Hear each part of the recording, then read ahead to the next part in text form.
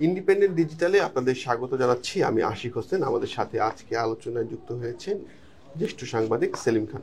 সেলিম খান, আপনার কাছে জানতে চাই যে ডিপসিক নামে চীনের একটি প্রতিষ্ঠান বাজারে নতুন একটি এআই টুল নিয়ে এসেছে, এবং এটা আসার পরেই আমেরিকায় এক ধরনের তোলপাড় তৈরি হয়েছে। আসলে কি ধরনের প্রভাব পড়ছে আমেরিকার বাজারে?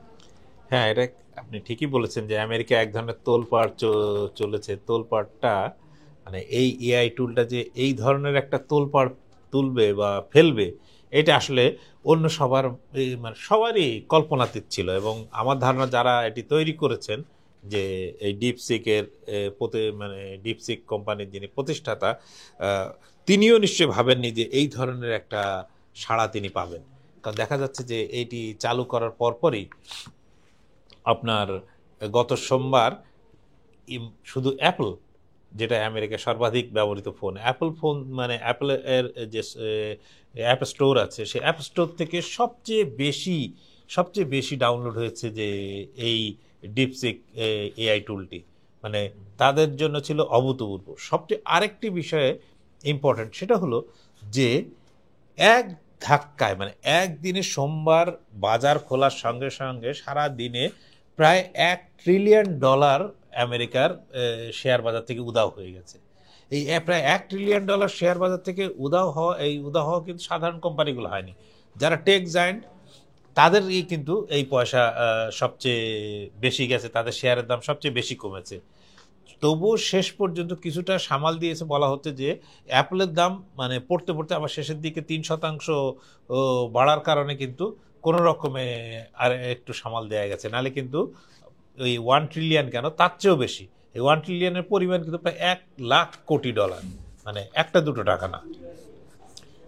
কিন্তু এই যে এই টুলটা নিয়ে যে এত তোলপাড় চলছে, এই টুলটার মধ্যে আসলে কি আছে, বিশেষত্ব কি এই টুলটার?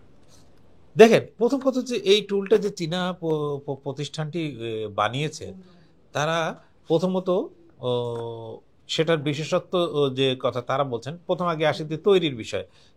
এটা একটা স্টার্ট আপ কোম্পানি হিসাবে তৈরি হয়েছিল। সেখানে হেজ ফান্ড থেকে অর্থায়ন করা হয়, যে অর্থায়নের মাধ্যমে তাদের দাবি হচ্ছে মাত্র $6 মিলিয়ন, $6 মিলিয়ন তৈরি করে এই ধরনের একটি এআই টুলস তারা বানিয়েছেন, যেটা chat GPT billion billion dollar, যেটা ওপেন এআই এর এআই টুলস চ্যাট জিপিটি, সেখানে বিলিয়ন বিলিয়ন ডলার খরচ করে তারা যেটা তৈরি করে, সেটা মাত্র চীনা বিজ্ঞানী হোক বা সফটওয়্যার বিজ্ঞানীরা বলে, তারা কিন্তু মাত্র খুব অল্প দিনের মধ্যে, তারা 2 মাস দাবি করছেন, কিন্তু এইটা আসলে 2 মাস বলাটা বিশ্বাসযোগ্য কিনা সন্দেহ আছে। $6 মিলিয়ন নিয়েও সন্দেহ আছে, কিন্তু তারপরে এর জন্য যে খুব বিশাল ব্যয় হয়েছে তা না। 2 নম্বর হচ্ছে যে এটা ফ্রি, এটা সবাই যে যার মতো নামিয়ে কাজ করতে পারেন। আর এটা হচ্ছে ওপেন সোর্স করে দিয়ে রেখেছেন, মানে আপনি আপনার মতো করে কাস্টমাইজ করে ব্যবহার করবেন, আপনি আপনার মতো করে ব্যবহার করবেন। যেখানে আপনার কিন্তু আপনি এখন অনেকেই চ্যাট জিপিটি ব্যবহার করেন, গুগলের জেমিনাই ব্যবহার করেন, অন্যান্য এআই টুল ব্যবহার করেন। এই এআই টুলগুলোর কিন্তু লেটেস্ট যে ভার্সানগুলো, সেগুলো কিন্তু সব পেইড ভার্সান। সেখানে কোনো পয়সার কোনো মানে আপনি পয়সা ছাড়া কোনো কিছুই করতে পারবেন না। যেরকম যদি বলি, আপনার ওপেন এআই যিনি প্রধান, তিনি সে কিছুদিন আগে আমেরিকার এক ইউনিভার্সিটিতে গেছেন। তিনি বলেছেন যে আমার যে চ্যাট জিপিটি, এটির লেটেস্ট ভার্সান তৈরি করার জন্য আমার $100 মিলিয়ন খরচ হয়েছে। এই জন্য ওনার যে লেটেস্ট ভার্সান, সেই লেটেস্ট ভার্সানের জন্য কিন্তু ও প্রত্যেক মাসে একজন ব্যবহারকারীকে $200 ব্যয় করতে হয়, $200 দিতে হয়। সেইখানে এই যে ডিপসিক, এটা যে নতুন এআই টুল নিয়ে আসলো, এটা পুরোপুরি ফ্রি। দেখেন, আমেরিকার মানুষও কিন্তু আর ওই আপনি কোনো কোনো কিছু খাওয়াতে পারবেন না। তো এইসব দেশপ্রেম, ওই এই লোককে তাড়িয়ে মারো কাটো ধরো এইসব কথা বলে তারা পেয়েছে, তারা দেখছে যে ফ্রি এই জিনিস নিয়ে তো এর জন্য কোনো পয়সা ব্যয় হয় না, কিছু হয় না, কোনো কিচ্ছু হবে না, তাহলে আমি এটা ব্যবহার করব না কেন? এখানে ডোনাল্ড ট্রাম্পও তো একটা এআই টুল আনার ঘোষণা দিয়েছেন, স্টারগেট নামে। তো সেটার ভবিষ্যৎটা আসলে কি হতে যাচ্ছে? ডোনাল্ড ট্রাম্প তিনি এআই মানে আর্টিফিশিয়াল ইন্টেলিজেন্স, যেটা আমেরিকানরা মনে করতো যে এআই এর ব্যাপারে তাদের শ্রেষ্ঠত্ব আছে, এবং তারা আরও শ্রেষ্ঠ থাকবে, দীর্ঘদিন আরও তাদের শ্রেষ্ঠত্ব এই ক্ষেত্রে বজায় থাকবে। আপনার গুগলের এক বড় কর্মকর্তা, তিনি কিছুদিন আগে বলেছিলেন যে তাদের এআই এর মানে যে জায়গায় তারা আমেরিকা এখন অবস্থান করছে এআই এর জ্ঞান প্রযুক্তির ক্ষেত্রে, সেই জায়গায় চীনকে পৌঁছাতে গেলে আরও বছর চারেক লাগবে। অথচ তার ঠিক 1-2 মাসের মধ্যে ওই ব্যক্তি তার কথা পরিবর্তন করে ফেললেন। তিনি বললেন যে এই আলিবাবা এবং অন্যরা যেভাবে এগোচ্ছে তাতে আমার তো মনে হচ্ছে যে তারা আমেরিকার ধারে কাছে পৌঁছে গেছে। মানে আপনি একই লোকের কথা দেখেন, উনি কিন্তু কোনো সরকারি কর্মকর্তা না, উনি গুগলের একজন বড়সড় কর্মকর্তা। তাহলে কি এটা কি বলা যাবে যে যে চীনা কোম্পানিগুলো যে রয়েছে প্রযুক্তির ক্ষেত্রে তারা কি আমেরিকাকে ধরে ফেলেছে? এটা তো মানে এইটাই এখন তো সবচেয়ে বড় জিনিস, যে প্রথম কথা হচ্ছে যে চীন কি করছে এটা কিন্তু বোঝা যায় না। এই ডিপসিক না আসলে কিন্তু আমরা বুঝতে পারতাম না যে চীনে এটা যে চীনের এবং চীন যে কোন জায়গায় আছে। যেরকম আপনার ছোট্ট একটা উদাহরণ দেয়, আমি ডিপসিক নিজে আমার মোবাইলে নামিয়ে দেখার চেষ্টা করছিলাম যে এখানে কী কী পাওয়া যায় কী কী পাওয়া যায় না। তা সেখানে আমি দুটো মানে অনেকগুলো বিষয়ের মধ্যে দুটো বিষয় উল্লেখ করি আমাদের দর্শকদের জন্য। সেটা আমি লিখেছিলাম যে চীনের প্রেসিডেন্ট সম্পর্কে, যে তুমি চীনের প্রেসিডেন্টকে কি মনে করো। তো সে মানে শি জিনপিংকে কেমন লিডার মনে করো। তখন তার যে উত্তরটা লিখছে সেটা ইন্টারেস্টিং। আমাকে মানে ডিপসিকের যে অটোমেটেড অ্যান্সার সেখানেতে লিখে দেয়া হলো যে sorry, that's beyond my current scope, let's talk about something else. তার মানে এই বিষয়ে তারা কথা বললো, তারা অন্য কোনো বিষয়ে কথা বললো।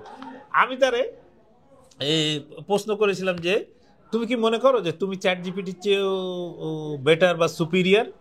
তখন সে অনেক ইনিয়ে বিনিয়ে বললো যে দেখো যে তুমি যদি এইটা ব্যবহার করো, তোমার রিকোয়ারমেন্ট কি, তোমার অন্যান্য কি, সেইটার উপর নির্ভর করবে যে চ্যাট জিপিটি বা কি। তবে আমরা ভালো সার্ভিস দেওয়ার বা ভালো করার চেষ্টা করছি, তোমার রিকোয়ারমেন্ট অনুযায়ী আমরা সার্ভিস দিতে পারবো। সে কিন্তু একবারও বলেনি যে আমি চ্যাট জিপিটির চেয়ে বেটার বা অন্য কিছু, এই কথা কিন্তু সে একবারও বলেনি।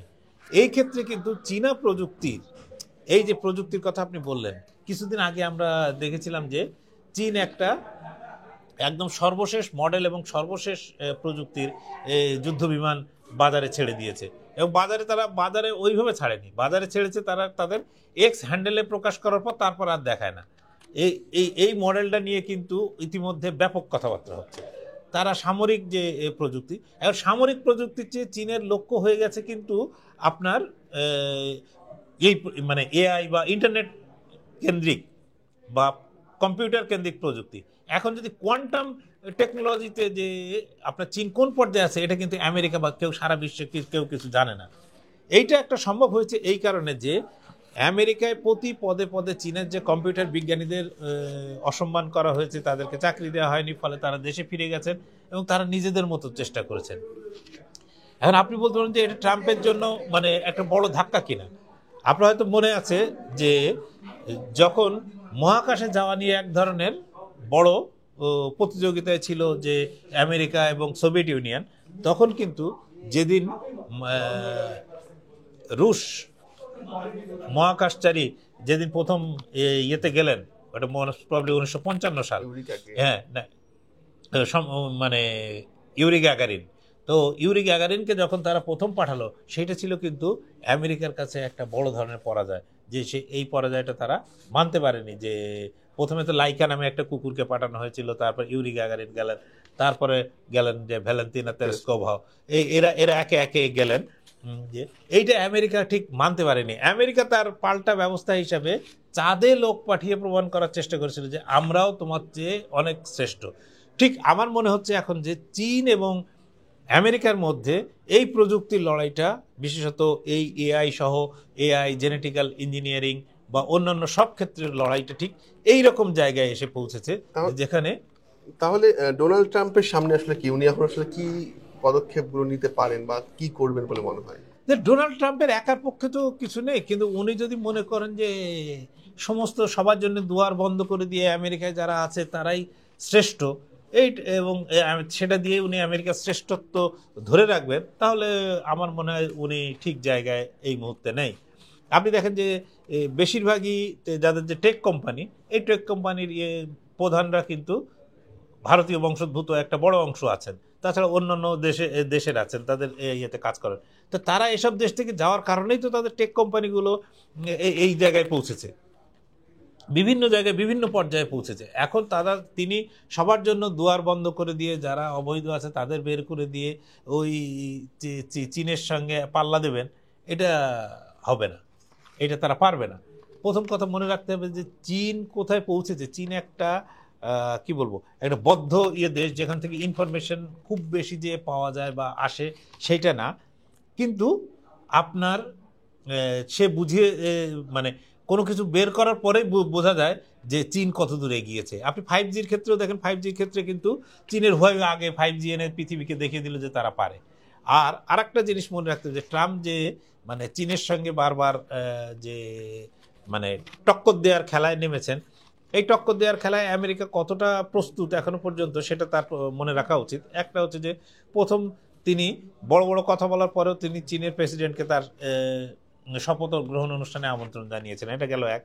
তিনি বলেছেন তিনি ক্ষমতায় আসলে চীনা পণ্যের উপর 100% ট্যারিফ চাপাবেন, সেটা তিনি পারেননি।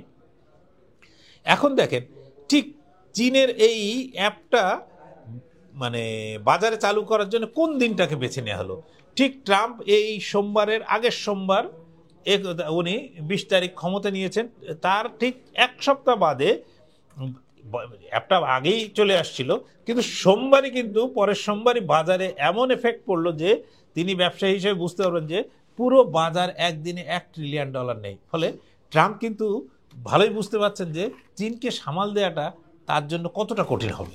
অনেক ধন্যবাদ সেলিম খান, নিশ্চয়ই আপনার সাথে আবারও কথা হবে। আজ এ পর্যন্তই, দেখা হবে পরবর্তী আয়োজনে। ইন্ডিপেন্ডেন্ট ডিজিটালের সঙ্গে থাকুন।